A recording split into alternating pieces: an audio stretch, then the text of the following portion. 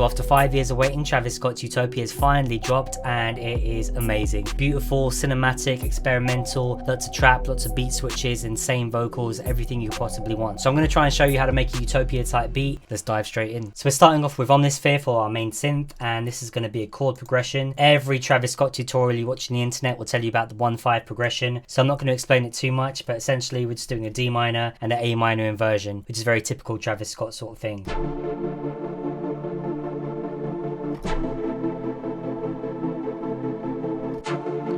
The last chord, I've just added a few extra higher notes.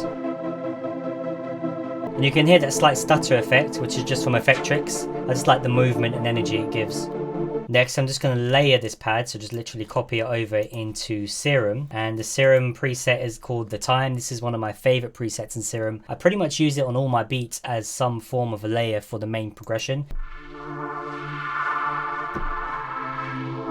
And you can hear that it's got a bit more sort of texture to it because I put a bit of drip on there. It just messes with the sound in a nice way. But then also I put some FabFilter satin to give it a bit of distortion, a bit more movement, a bit of a squiggly wiggly or whatever. So together.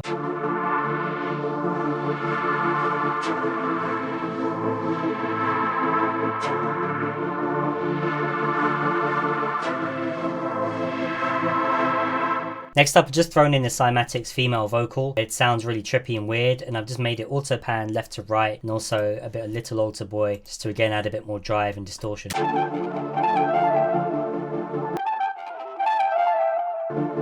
Next up, I've got this synth arpeggio from Looperman. Adding any sort of arpeggio to a Travis Scott type beat is always going to do wonders because it gives a lot of energy. It just always sounds really cool, and you can do a lot of cool manipulation to it as well.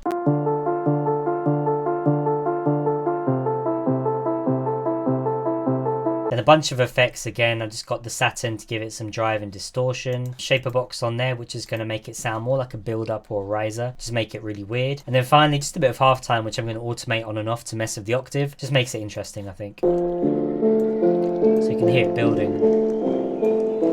That's the shaper box.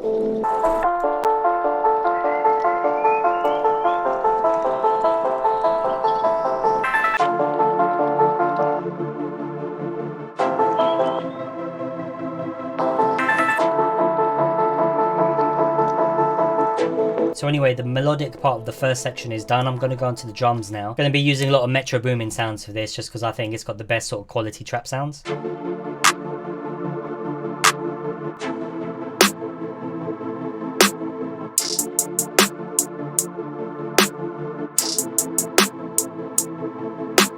Just using a basic hi-hat MIDI loop for this. There's no point spending too much time on it when I want it to be sort of simple trap.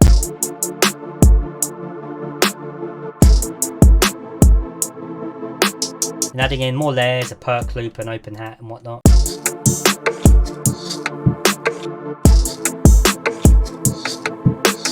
Finally, just these little fills to come in randomly. So then this is the drum loop.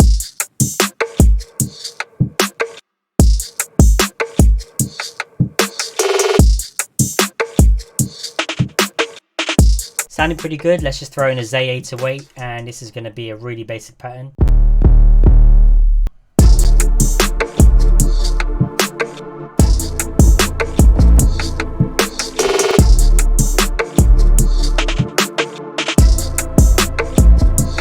Now after a little bit of fiddling, I've got this as an intro where I've just EQ'd out the chords so that it sweeps in, and I've also thrown in my tag with a heavy amount of delay on there.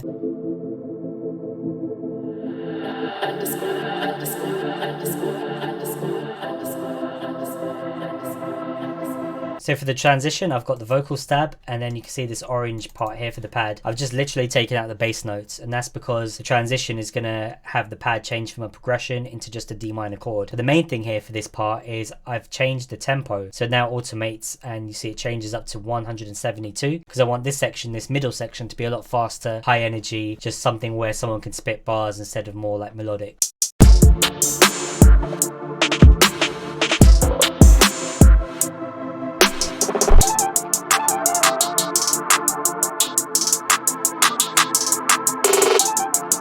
Now after the transition, the pad, like I said, is just staying on a simple D minor chord. This just generally sounds a bit more sort of hard trap instead of melodic because there's no progression there. And then on the Serum pad, I just want to have like a low note.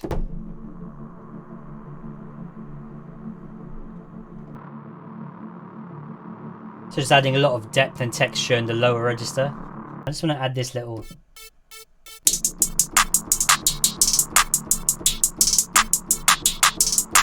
And I think the most important layer of this next part is going to be this sample, which I've got from one of my packs. And it's basically there just to add more energy, make it really synthy and make it really trap.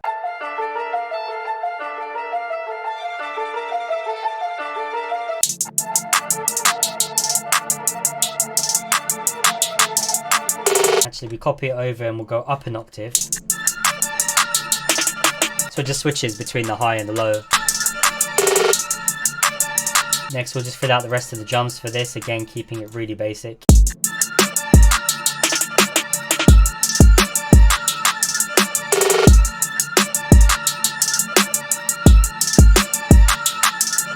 And we got the open hat. Then another hi-hat loop. And then finally just some perks. Building up that crazy energy.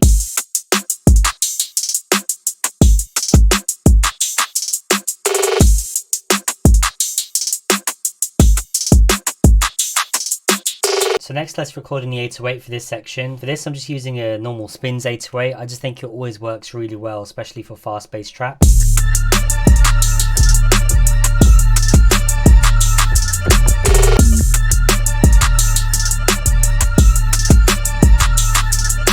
As usual, I've just added a bit of distortion on that 808 as well as Saturn, just to bring up the higher frequency so it sounds a bit better on different systems.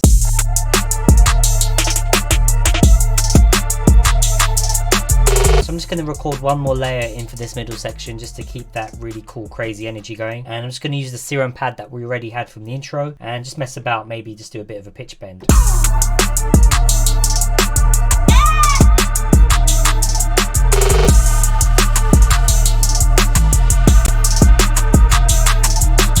Basically, it just sounds like a siren that's just going off in the background, just adding to that crazy intense energy. Finally, what we're going to have is the transition that goes into part 3, which is just going to be an outro. I just want to do a sort of Mike Dean synth outro that's just like really epic and builds up before it ends.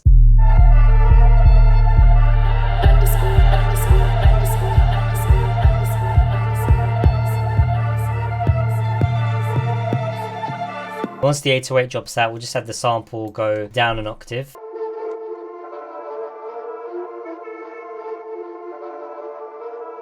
Throw in a little choir.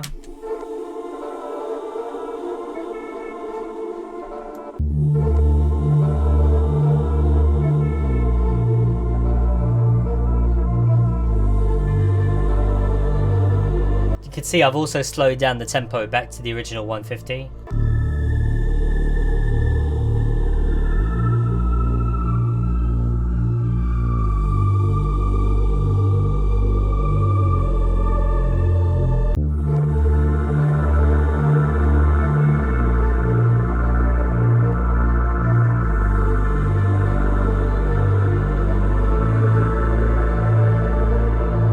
There we have it, lots of layers, 3 different sections, a bunch of synths, bunch of samples, crazy trap drums, and yeah, it's probably one of the most complex and interesting beats I've made in quite a long time. But that's why I love Travis Scott's music, because it really does inspire you to be a lot more experimental, cinematic and creative. If you enjoyed the video, make sure you leave a like and comment, it really means a lot. Make sure you sub if you want to see more videos like this. Otherwise, have a good one. Peace out.